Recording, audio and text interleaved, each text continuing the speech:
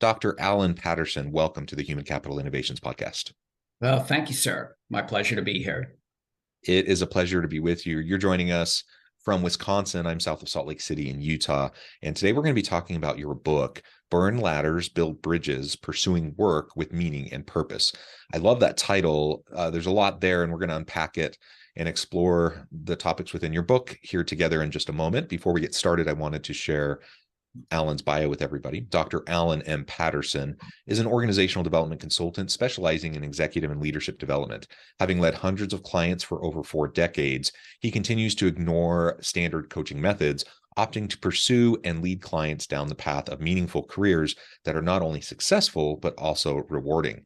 He's worked with everyone from the Federal Reserve Bank to Hewlett-Packard to Major League Baseball and the United States Navy. And I could go on, but I'm going to pause there. Alan, anything else you would like to share with me or the audience by way of your background before we dive on in? Sure. Well, that sounds like an impressive list, but when you look at what the projects were, I've worked with some great companies, large and small. As you know, the large companies, they tend to be more of a programmatic kind of thing. The small companies, individual groups are the ones you really kind of dig in, do a sheep dip program. It's like, no, let's talk about your job, your role, your responsibilities, your organization. So I've loved it. I've been doing this for 40 years and kind of setting sun on this, but I don't think there's anything cooler than people talking about the kind of work they do. It just intrigues me what jobs people have. Yeah, wonderful. Well, why don't we start by you laying out for us the why behind this book? I think it's always interesting to me why authors generally, but also consultants specifically in this kind of a genre, why they decide to write a book. And so why this book, why now, and what are you hoping to contribute through your book? Well, thanks for that. I think there's 2 related reasons. One was sparked by a scientist that I was an engineer that I was working with several years ago, who, when I came into the building, I just had to see me. It's like, what's the problem? Well, I didn't get the promotion I was supposed to get. Really? I was shocked. I said, well, what happened? And she said, I don't know. I said, have you talked to your boss? And she said, no. And I said, well, you really need to do that. And she looked at me and said, why would I do that? And it's like, I don't know. It took me a couple of days for that to sink in, to think that somebody felt that they were either going to be tooting their own horn or it should be obvious. Or anyway, that stuck with me, John. I couldn't get that out of my head. I call it Emma's dilemma. And so there was Emma. But in the meantime, I was working on converting some of my stuff to the internet, and a person I was working with, you know the nomenclature. It's like, okay, what's your drive here? And it's, yeah, okay, well, I'm a consultant like everybody else. And it's like, well, who's the enemy? And I know. She asked me, what's my value proposition? And I asked people that. I said, I have no idea. Well, she said, who's the enemy? I said, that one I got. The enemy is a corporate ladder. So that spurred me on to think, obviously some of this is autobiographical, is the number of people in all types of positions, but particularly in professional positions, that think it's up to somebody else to determine what their career is. Emma's saying, why would she talk to her boss?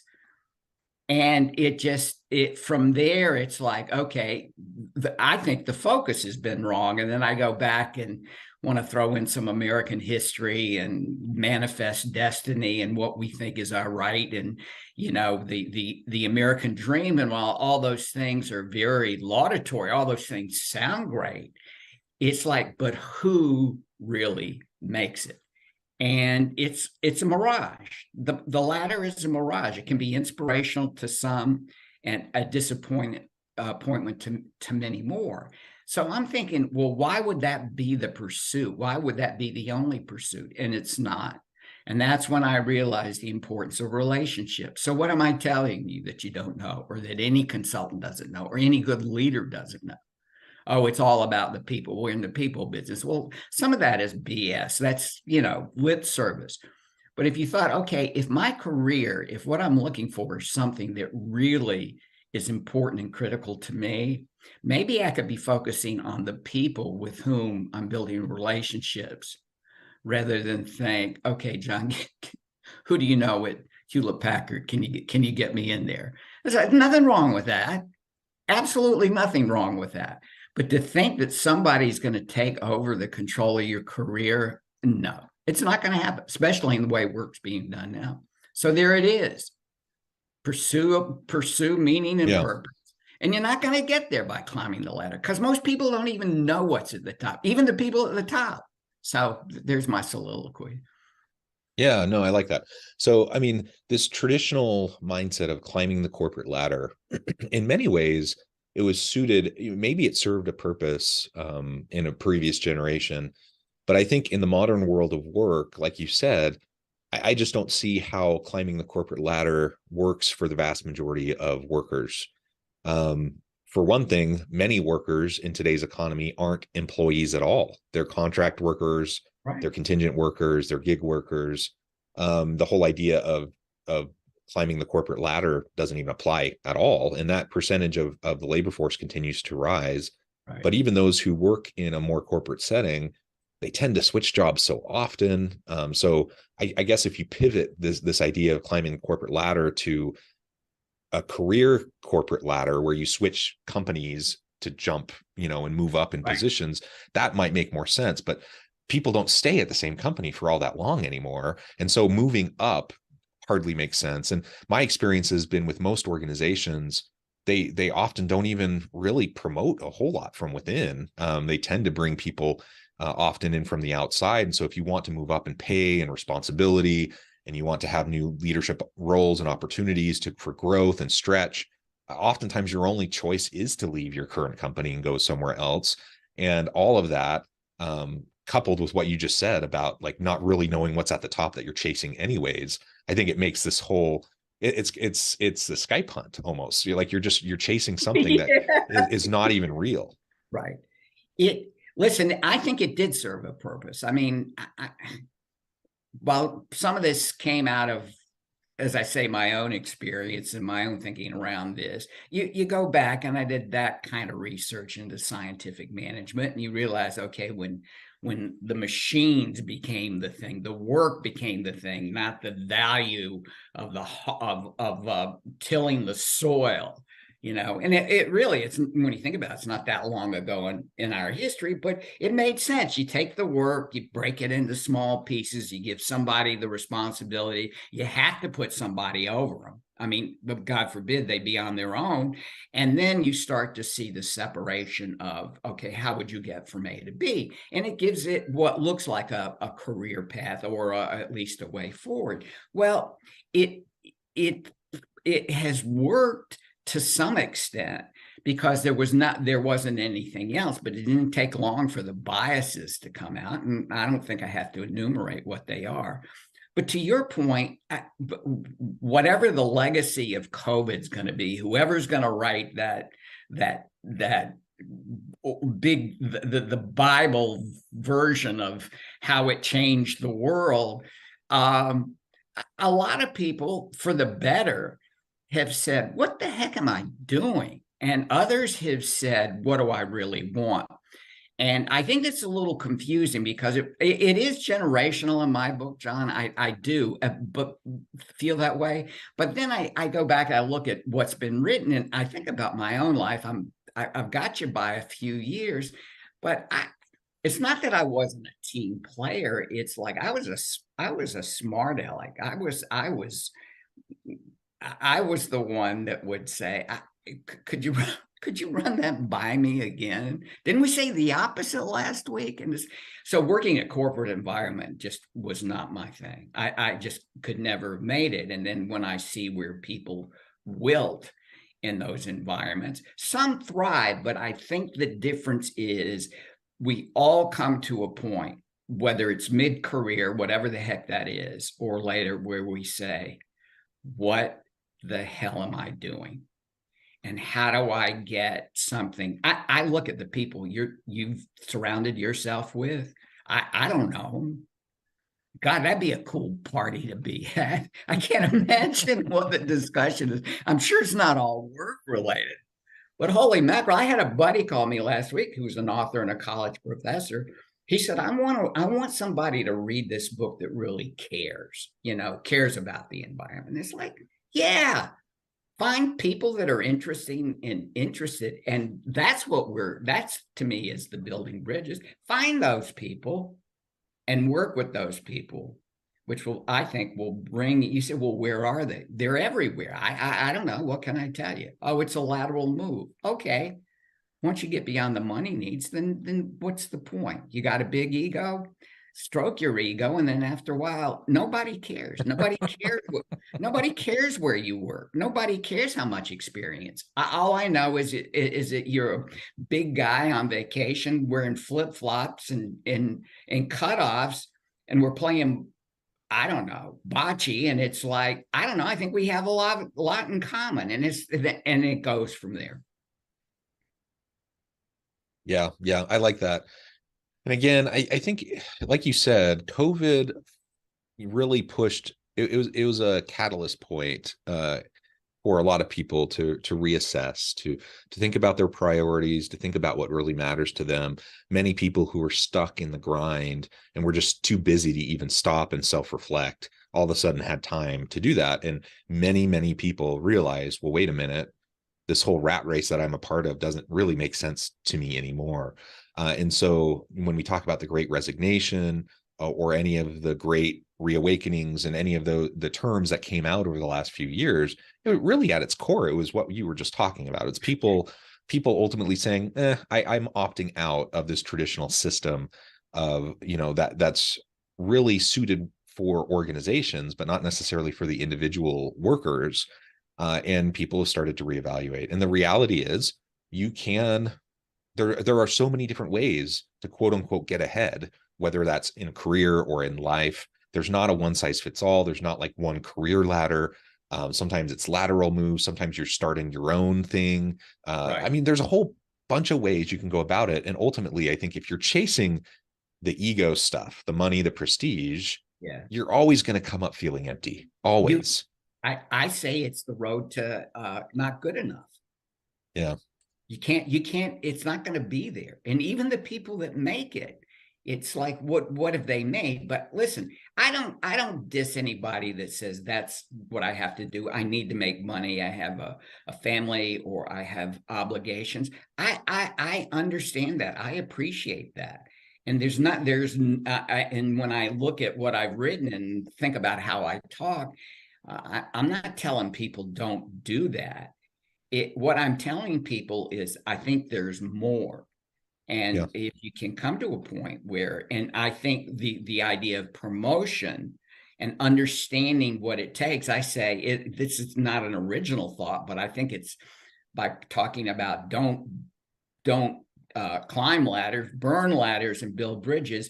I want people to be thinking about how they have impact and how impact gives them meaning. It's a different skill set. I mean, it's all around, it's all around persuasion and influence and selling, but those are good things. Those are the things that people, it's like, I want to make a difference. Okay, sit down. I got some stuff for you, and it's not how to just schmooze your boss, nothing, but there's more. And there are more people feeling that way. I think that's, if you just took the engagement statistic, I don't know. I don't know what it means. 33% of people at work are engaged. I don't know what that means, but I just know it's pathetic. I mean, what's the deal? And part of that, I don't blame on corporations. This has been my mantra. It's like, hey, guess who owns your career development?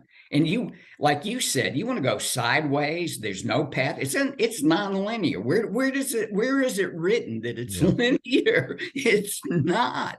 The people that I've met and loved and worked with and enjoyed the most, heck, where'd they come from? I don't know. It's just they're there. And it's this shared experience and meaning that really makes a difference. And I'm not, people have asked me, oh, well, you're not goal oriented. You're telling people not to be goal oriented if they're not climbing the ladder. No, some of the greatest joys, I can speak for myself. I ran a couple of marathons. You don't think I was pumped when I crossed the finish line? That was cool for me. But people, there's nothing wrong with big accomplishments. It's what does it mean and how is it internalized? And what does it mean to help the people around you be successful? It probably sounds like Deepak Chopra, which would be a compliment. But it's like, I don't know. That's really how it works. Can you make the people around you successful? Stop worrying about yourself. People care about you to the extent that you enrich their lives. And there are people that love you just for that reason. And then there are people that appreciate you. What a compliment for someone to say, I appreciate you, John. Yeah. I think there's so many different pieces there, as you're discussing work, pursuing work with meaning and purpose. I think ultimately it's different for everybody. Absolutely. And it depends on life stage. It depends on career Absolutely. stage. Like you said, there's no shame in seeking a good paying job or having career ambitions and career goals. And there's no shame in, pursuing an executive level position. Like, we need good executives. We need good CEOs. The point is, I guess, really, what's your why behind it? And if you have a shallow why, it's hard to sustain, especially when things get really messy, really challenging in an infinitely complex, nuanced world.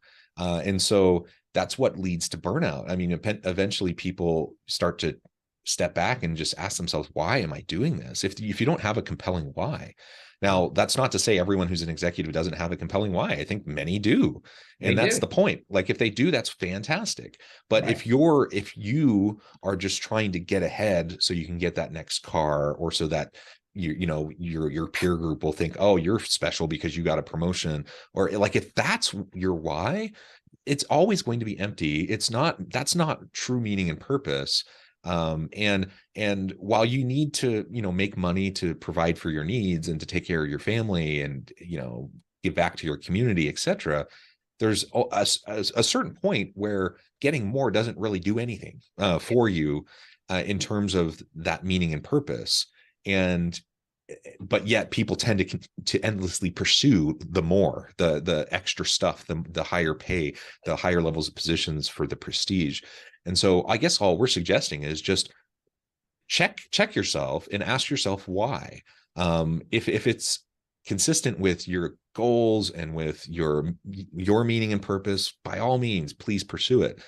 But if you're just pursuing it for the ego, perhaps think about, how can you connect more in meaningful ways in using your terminology, build more bridges to people who are doing similar types of cool stuff, so that you can be re-energized in the work that you do every day and really have an impact in the world. That impact can be with your family, that can be in your neighborhood, in your community, it can be in your workplace, it can be in a lot of different ways. But ultimately, unless you're pursuing, that kind of meaning and purpose connected with impact and connecting with people who you can support and they can support you, you're going to get to the end of your life and you're going to be wondering, what did I spend the last 40 years on? Yeah. You probably are familiar with Clayton Christensen. Yeah.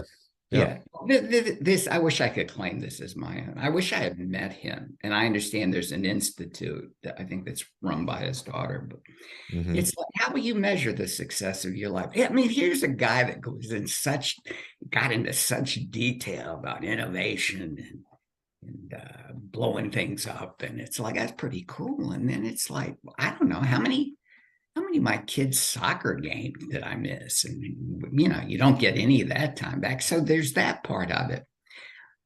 I'm just saying that I love that. I love that thought. How do you measure the success of your life? And I say for me, it's the extent to which I can help others create meaning and purpose. And it's made me, I get a little bit nuts. I'm a little bit whacked out and love to swear and all that kind of stuff. And it's, I need the attention. And it's like, I just, why would you, for example, how long will you work for somebody that's really a terrible boss?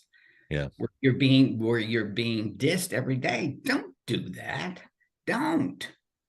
Life is too short. Yeah, well, I'm saying too, even the latter, John, when you think about it, the images work for me. And of course, I love this kind of stuff because you can, build big bridges and you can put people on the bridges, which is what you do. You create those relationships. But the ladder itself, there's always a gap. And when people are thinking that it's a gap, and listen, I know in leadership development, we talk a lot about the gaps, but maybe that's a contribution that Gallup has brought to it, and others, I suppose. What I'm saying is that why would you continue to be in a situation where you feel you are not good enough? Not that you didn't get the job, not that you didn't get the promotion. I understand that. But why would you be in a state or situation where I told you, John, buddy, you're never going to take that next step. That's just, I don't see how that's going to happen. And you're thinking to yourself, well, if you're thinking in a straight line, yeah, but my God, I look at all the things you're doing. How many ways you want to go on this? I'd say it's limitless, and it's not a limit. It's building the relationships with people the way I've described it, that are interested and interesting in your life and help others succeed. It's like, okay, here are the 5 commandments of Alan Patterson. It's like, don't make it complicated. Don't worry. Everybody's worried about changing the culture. I'm saying, no, change your view on what's critical and important, and go out and kick some butt and have impact and find other people that believe what you do. Yeah. Well, and just maybe the last point to just reinforce what you were just saying about Clayton Christensen. For anyone who's not familiar with Clayton Christensen and his work, you definitely would be well worth your time to go check it out. Not only his disruptive innovation work, but the meaning and purpose and understanding what's most important to you. He wrote a really great book later in his life that is powerful. And coming back to everything we've been talking about this last half hour, Clayton Christensen is an incredibly accomplished person. He's a Harvard professor, like a leading global thought leader and consultant, amazing research, in the top list of like anyone's list of like top management thinkers in the world. He's at the top of it, right? Here's a guy that has accomplished everything, not to mention he had an amazing family and wonderful children and grandchildren. Like, he kind of had it all, right? And so you look at someone like him, do you think he set goals? Absolutely. Did he have ambitions? Absolutely he did. But he also didn't lose sight of why he was doing what he was doing, and he had a reason behind it. And ultimately that purpose was he wanted to make the world a better place. He wanted to serve those around him. He wanted to improve the lives of people in different organizations. And it from his family to his community to Harvard to the world of work generally, that was his mission, and he was very successful at it. So we're not saying don't have goals, we're not saying don't have ambitions, but we're saying be grounded in what you're doing, why you're doing it. Yeah. Well put. I'm succinct is not, and parsimony are not my specialty. Well, Alan, this has been a great conversation. I note the time and I need to let you go here in just a minute. But before we wrap things up for today, I wanted to give you a chance to share with the audience how they can connect with you, find out more about your work, and then give us a final word on the topic for today.